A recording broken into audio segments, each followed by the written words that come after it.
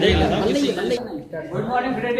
Good morning. और हमारा जो यहाँ पर अभी कार्य चल रहा है उस और कॉर्पोरेट डायरी एवं डायरी रिलेटेड कुछ मेन जानकारी हमें उनको देना है और अपनी टीम के साथ शेयर करना है।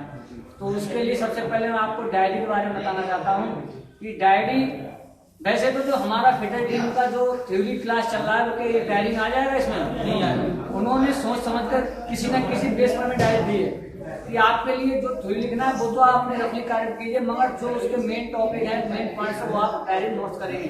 क्योंकि कहते हैं सपने वो नहीं होते जो नींद में आते हैं, सपने वो नहीं होते जो नींद में आते हैं, बल्कि सपने वो होते हैं जो नींद नहीं आते। इस तरह हमको सिर्फ इस डायरी में वही नोट्स इम्पोर्टेंट लिखना है जो हमारे लिए कभी कभी यानी कि हर जगह पर जुड़ जाए और हर समय हमको देखकर कुछ ना कुछ सीखते रहे, आगे बढ़े। और इसके साथ साथ हम आपको सेफ्टी के बारे में बताते हैं कि प्रत्येक जगह पर दुर्घटना जैसे कहा जाता है, दुर्घटनाएं कभी भी किसी भी समय किसी व्यक्ति के साथ कैसे भी कभी घटित हो सकती है, इनका कोई निश्चित समय नहीं होता है, एक कभी भी किसी व्यक्ति के साथ आ सकती है।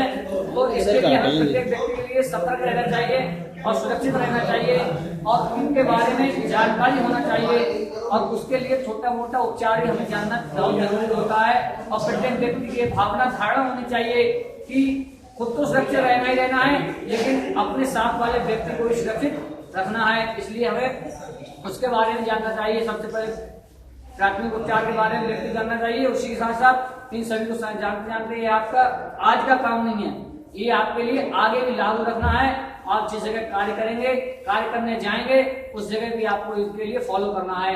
तो कहा जाता है यदि हम यहाँ फिटर मॉडलर फिटर का जो फर्नीचर का डिप्लोमा कर रहे हैं, उसके बाद हम यहाँ से प्लेसमेंट होगा तो किसी ऑर्गेनाइजेशन में जाएंगे, वहां जाएंगे तो आपके लिए सेफ्टी, वो कहा जाता है work must but safety first. इस बात को ध्यान रखना है। कार्य तो बहुत जरूरी करना ही करना है, लेकिन अपनी सेफ्टी उससे ज्यादा जरूरी तरह से फॉलो करनी है।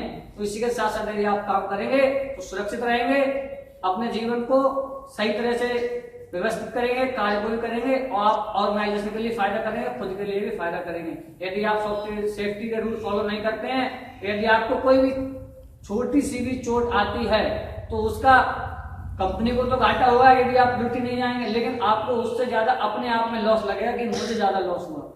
तो इसलिए प्रत्येक व्यक्ति के लिए सेफ्टी के रूल फॉलो करने चाहिए। जैसे कि सेफ्टी में रूल फॉलो करते समय कहा जाता है कि आप हेलमेट का यूज कीजिए, जो सॉस होता है उसका यूज कीजिए, ग्लव्स का, गूगल्स का।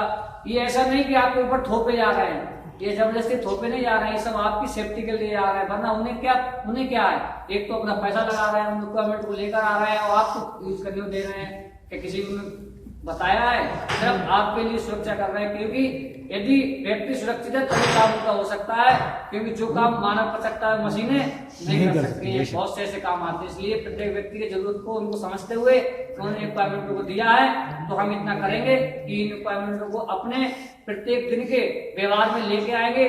जिस रिक्वायरमेंट जहाँ जरूरत है उसका यूज करेंगे और अपने कार्य को सफलतापूर्वक करेंगे। धन्यवाद। बढ़िया, बहुत बढ़िया।